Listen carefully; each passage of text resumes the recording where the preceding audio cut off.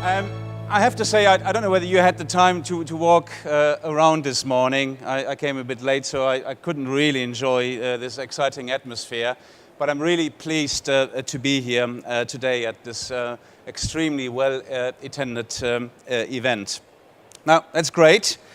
But as Charles Henry said it this morning, we as an energy industry, we are, as we all know, at a critical juncture. And we know also that energy is the lifeblood of modern society. We tend to forget this occasionally, I guess. So unless we get energy right, nothing else will work. Now, I'm actually very proud of my team who is here there as well, particularly the work they are doing engaging with our customers. And I just want to say, if we haven't got enough time later to discuss any issues I'm going to raise in my short speech, there will be time to debate this at 1 o'clock in our npower debate zone, and we have more than an hour time to talk about the current energy issues.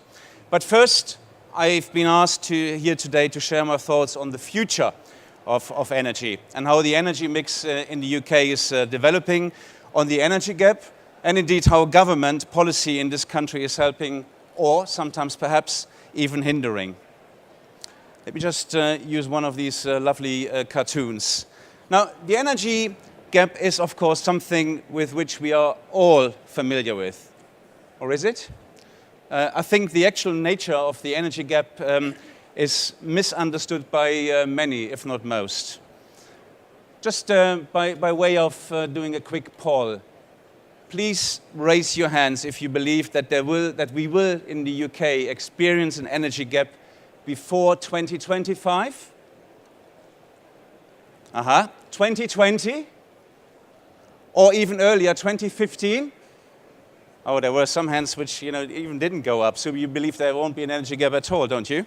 So I think that's very interesting. And let me just share with you where we were just 3 years ago. So that is how the energy gap looked like as it was estimated based on 2008 actuals. And now, just pay attention, I show you the same chart as it looks from today's perspective. Now, interesting, isn't it? The important thing is that you will have noticed is that this is a moving picture. And actually, it's true if you were going back even further than 2008. So there is an energy gap, but the truth of the matter is that we will never experience it. There has always been an energy gap on the horizon, and there always will be. So it is simply a function of planned closures of the UK's aging power stations and obviously the planned construction of their replacement. An energy gap looms on our horizon, I suppose, forever. So as the slides show, the normal state of affair is that this gap is filled as time passes. But I think it's important to also recognize that the market responds to the signals of lowering capacity with new investments, and the gap there always stays about 5 to 8 years ahead of that. So not necessarily, in my view, is the energy gap something bad. It is an opportunity for new investments, for economic stimulus and the creation of jobs. I guess provided we get the energy market framework right. So it's a good thing. The problem comes when this simple but very effective market system, which we have now in place, is disrupted by intervention. When energy policy or indeed regulation signals that certain investments should be winners or indeed, if we pick, losers. Now, even then, if the signal remains clear, the gap still will be filled. A few years ago, there was a significant uncertainty around the impact of the large combustion plant directive in this country. Initial intentions were clear: to reduce power station emission limits and significantly tackle European acid rain problems. For the UK's legacy coal fleet, it meant massive new investment or closure by the end of 2015. So, as clarity appeared in the way the regulation would be handled in the UK, fears of an energy crunch in 2016 have been replaced by business as usual, by the market responding robustly, by investing in modern and cleaner alternatives. So we, as RWE, have invested alone in the past 3 years 1 billion in each of the last years. So that's about 3 times of the profits we made in these 3 years. And next year, I hope, and Charles was talking about more gas plants being added to the system, that I hope to be presiding over the opening of a new £1 billion power station in Pembrokeshire. Now, the reason the energy gap remains looming, fear rather than being seen as an opportunity, is that the pressures for intervention in the market are reaching, from my perspective, an absolutely critical point. And currently, there's no certainty or clarity of what the future might hold for us. Europe and the world have moved on from acid rain. Perhaps most of you have already forgotten about that. I think which is a continuing difficulty in our media-driven world is that society now appears to only have room for one problem at one time. A significant challenge for such a complex, interconnected problem as getting energy right. Now, of course, as we have already seen this morning, the focus is on climate change and the need for a radical reduction in greenhouse gas emissions. As Professor Nick Stern put it, the greatest market failure in history. And there is the very crux of the problem, this market failure. So it is all too understandable failure to include the environment cost of burning fossil fuels with the market frameworks that have been used since the Industrial Revolution. This market failure needs to be addressed, and that, I believe, is pretty much our theme for today and tomorrow. So yet, we must not throw the baby out with the bathwater. The use of market mechanisms offer the only, I believe, credible way to ensure that the best and most affordable low-carbon technologies win, rather than simply ones we pick. And I was really pleased that Charles re-emphasized on that very message this morning. But the greatest market failure of all time does not mean that the huge benefits that markets bring to consumers and investors alike have suddenly disappeared. Rather, it is the need for that level playing field I keep talking about, the ability for all, and I really mean all low-carbon technologies, to compete and win on their merits, rather than just the ones we pick and choose who are important at a particular time. So the use of markets must be retained. And that, for me, is the key message we need to decide on, and have intervention where intervention is necessary, but definitely not the other way around. Now, as we heard from the 2 presentations this morning, this is not an easy task. Not for government, not for investors, and definitely also not for our stakeholders. The need to tackle climate change comes at a time when technology is already changing radically. Not only the ways we generate power, but also the ways we can control and interact with customers. Not to mention increasing our demand for using it despite 50 years of effort to the contrary. Now, I don't want to point at every single gadget we have in this room, but I'm sure you know what I'm talking about. And if we think about decarbonization, not just of the energy sector, but across all sectors, we also expect a substantial increase in energy demand. So that comes when the energy industry in this country is already entering, as we heard several times now this morning and over the last month, the largest investment cycle in history. The perception of the energy gap is seen as a threat rather than as an opportunity, and the desire to control the outcome through an ever-increasing set of interventions has perhaps never ever been greater than it is today. In my view, there is intervention required, but on the current set of inventions. Stern's market failure cannot be ignored. So the current energy market design was designed, and I think it's always important to remind ourselves, to produce the most efficient or cost-efficient running of fossil fuel power stations. What we need now is massive new investment in technologies that will allow a smarter and a lower carbon energy system. As we know, Ofgem and others have estimated that that means about £200 billion. That's about twice the recent bailout of Greece. At least that's what we know since yesterday. It might be more going forward. Or it would be hosting the Olympic Games twice every year till 2020 from this year onwards. So it's a big number. I keep also saying if you divide this by the number of households, it's about £8,000 investment for every single household for the next 8 years. And that money has to come from investors that are currently not, as Charles also recognized, investing either in the UK or in the energy industry. So we need financial players as well. Remember, just a moment ago when I was boasting about RWE's level of investment in the UK, I'm just incredibly proud of what we have done. But it cannot be estimated that what we have to invest going forward is even greater. Now, let me just talk a little bit about the interventions and the market system. And an efficient and competitive market with clear long-term investment signal provides the most attractive environment for the energy future, for both investors and also believe customers. And that is clearly what is required now.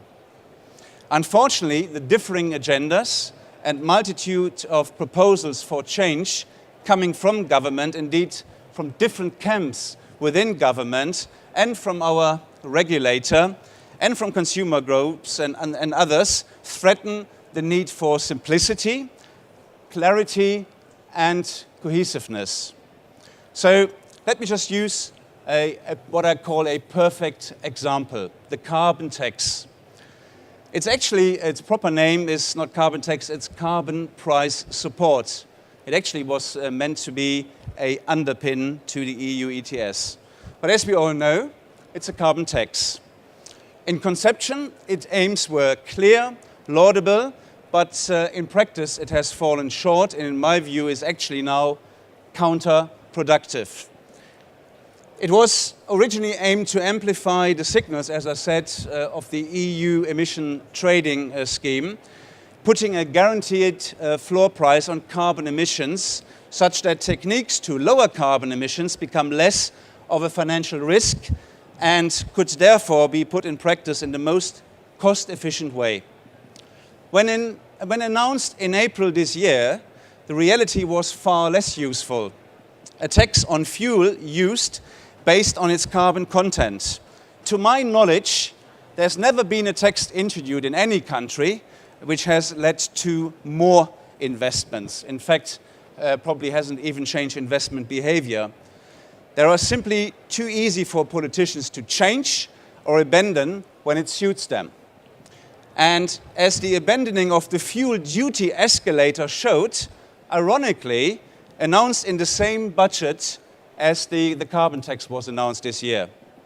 In addition, the tax will be implemented before any change in behavior can take place, penalizing some whilst benefiting others before they even have a chance to act.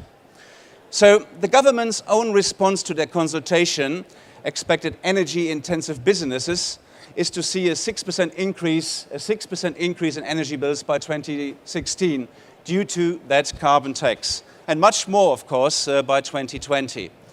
I think it's worth remembering that industrial competitors outside of the UK will not be subject to these additional costs. Yet, any additional carbon reductions made in the UK due to this tax will make it easier for the rest of Europe to achieve their own carbon reductions. It's also worth remembering that the tax has been set at much higher levels than anticipated. In fact, 5 times higher than it was mentioned in the consultation document. So it was a further shock to investor confidence, but arguably at a level that will still make little difference to UK investment without any further measures.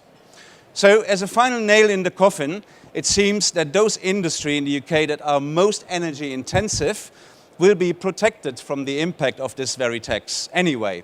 A vastly important point for the recovery of our economy and the impact of carbon leakage.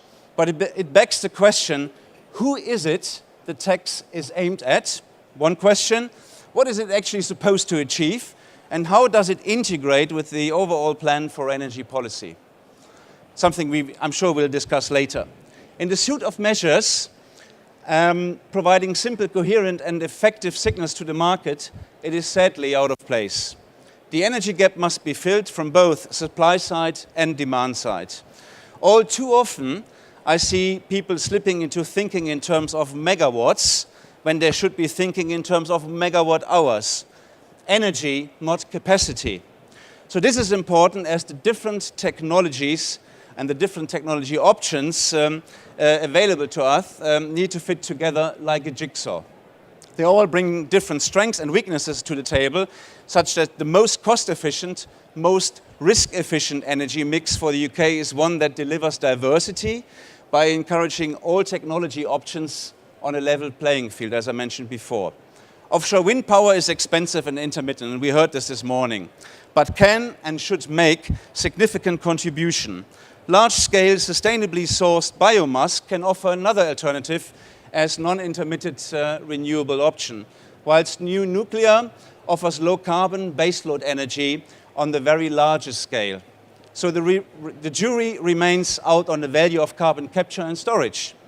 But we cannot afford to discard any of these options without understanding its true potential, so research and demonstration definitely must continue. It's absolutely crucial.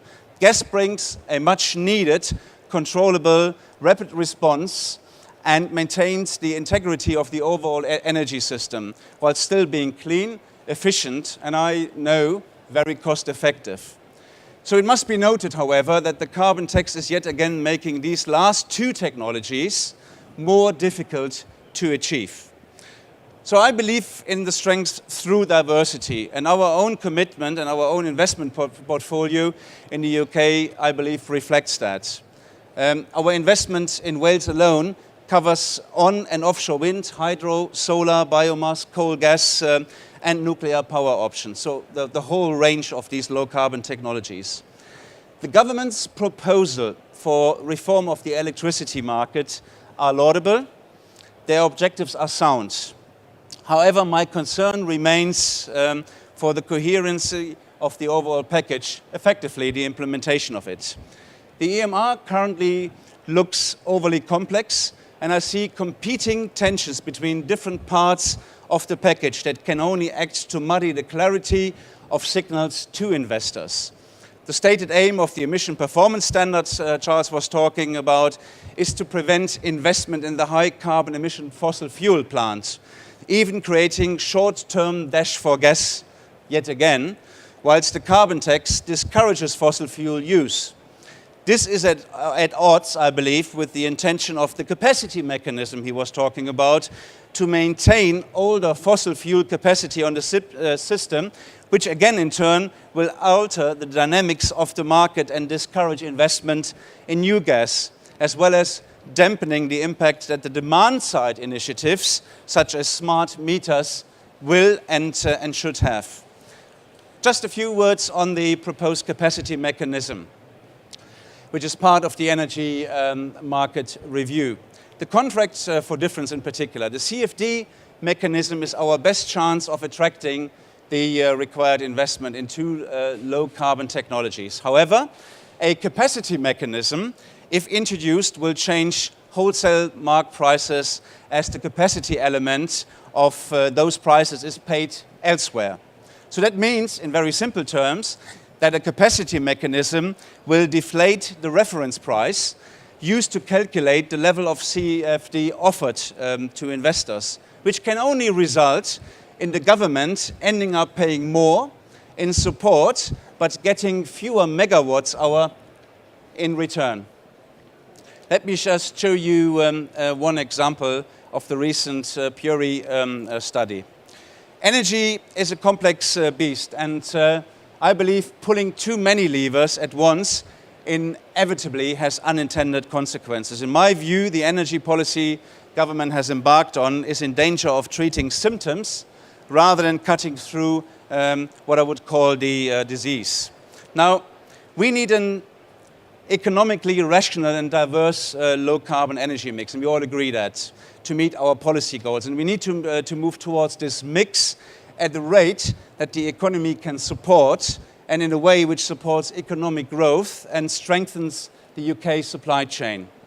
We need new nuclear and the development of non-intermittent renewable options like our own project at Tilbury, which will be the biggest biomass station in the world. We need the strategic development of transmission and distribution network infrastructure. Charging for access to and use of the national grid must again be consistent with developing an economically rational, low-carbon energy system. Let me just use one example of Ofgem's recent project Transmit. That seems to be heading for the worst of all possible worlds. The smearing of these charges to a flat fee for all, no matter where your power plant is located in an economically rational place or not. This again will amount to a subsidy for some projects and again penalty to others. Yet it is vital for investors and customer confidence that we have transparency and that we can see for what we are paying for. Now, let me just come to a close. We need to continue to innovate. We need to continue to deliver on demand-side initiatives. But a robust, cost-reflective price signals are very key for the delivery of how the energy market reform will look like. I say again that together, we as an industry, government and stakeholders and customers, we can create the minimum set of interventions to achieve these goals. I do believe that there is still some time to ensure that the energy market review takes a more holistic view and delivers an outcome which is consistent with maintaining a robust megawatt-hour-based market rather than a policy of interventions. So for me, the key in the next steps is that government and Ofgem take a robust view on those, ensuring that there is a comprehensive, coordinated program to fully understand the overall impact of their multitude of measures and take control and amend these measures. So let me just use this with my final slide. It's absolutely key that we have clarity what must come before the end of this year. And I really look forward, together with government and you, to make the energy future in the UK an opportunity, not a threat. Thank you very much indeed. Thank you. Thank you very much, Volker. Very little time for questions, I'm afraid, but something I picked up here is there is a strong sense among many people here that they are being effectively ripped off by the big six. And an example that's been given to me is the terms and conditions, the take or pay clause, for instance. And it does seem to an outsider like me rather bizarre that you do a deal, you save a bit of energy, but you have to pay for it anyway. Where's the justice in that? Yeah, I was talking about the capacity market and the CFD levels, which obviously do not set sufficient incentive to consumers to reduce kilowatt hours. And where's the incentive for the industry to save those while they get paid the capacity?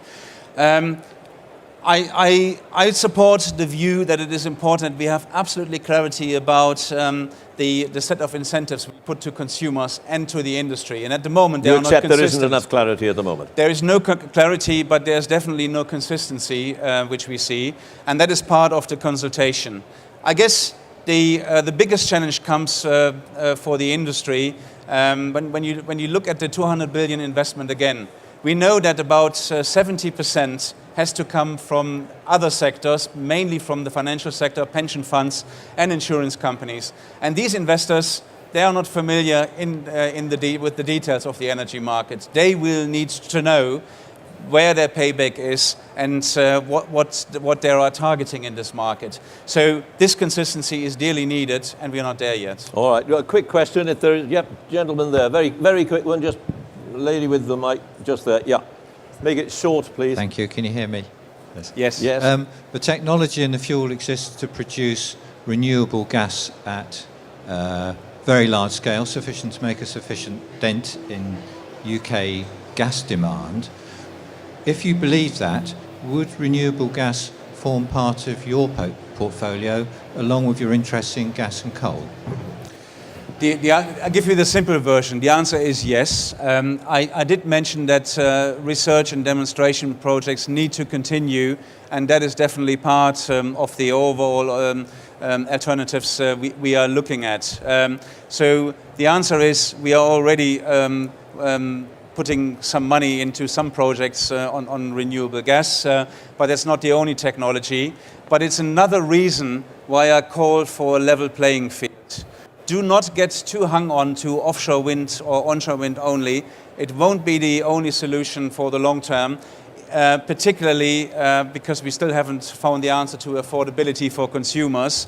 We need to look at all renewable options, and that will be part of this. Volker, thank you very much. I wish we had more time, but you've got another session coming up yourself. And that will be 90 minutes long, so you're all invited in the npower debate zone at 1 o'clock. Thanks very much, Thank John. you very much. Thank you.